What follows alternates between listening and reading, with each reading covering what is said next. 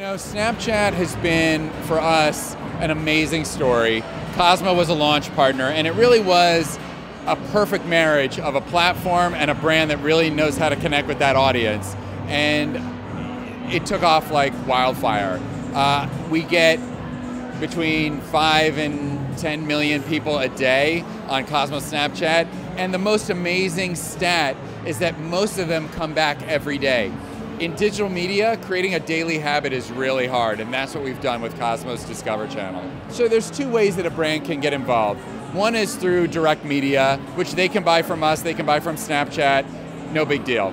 The second way is to work with us creatively to create a themed edition. Every day, a new edition gets published, and it's anywhere from 10 to 14 stories. We work with an advertiser, we work collaboratively, and we create every story for that edition to be married up to their objectives, to their themes, and then they own all the ad slots inside that edition.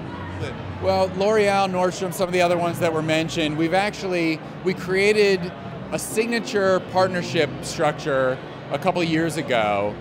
We call it our Agile relationship. And what that means is we actually staff up editorial resources to create content directly in partnership with those brands. It's an always-on, year-long partnership.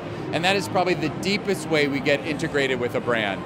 The Rolex example was an example of our move into global. So Rolex we did a partnership with, I think it's their first branded content that they've ever really done. And certainly for the on the women's side. And that's a 13-country partnership where we're creating documentary videos around notable women, ambassadors of Rolex, but telling it through the Elle lens, and then translating that into 13 languages. It's been an amazing program. Well, first of all, it always starts with the audience.